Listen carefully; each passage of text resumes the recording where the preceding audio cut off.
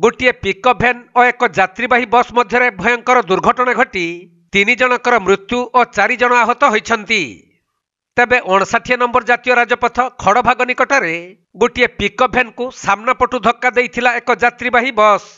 आउ एही मर्मन्तुत दुर्घटना रे पिकअप रे थिबा 3 जनकर मृत्यु होइछि एवं बस रे थिबा 4 जन यात्री आहत होइथिबा बेले सेमानकु उद्धार करा जाई डाक्तरखाना रे भर्ती करा जाइछि।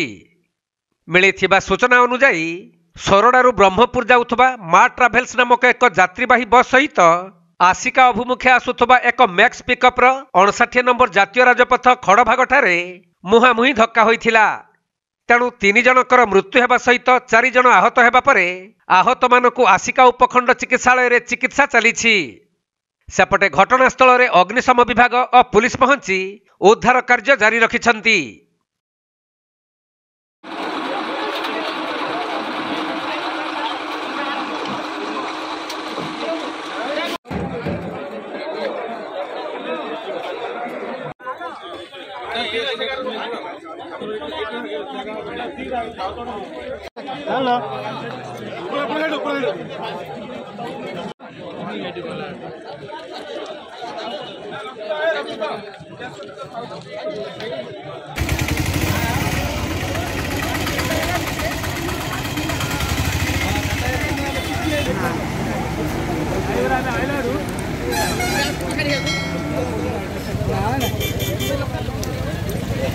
गंजाम जिल्लारू जगन्नाथ साहू रिपोर्ट, कोणार्क लाइव।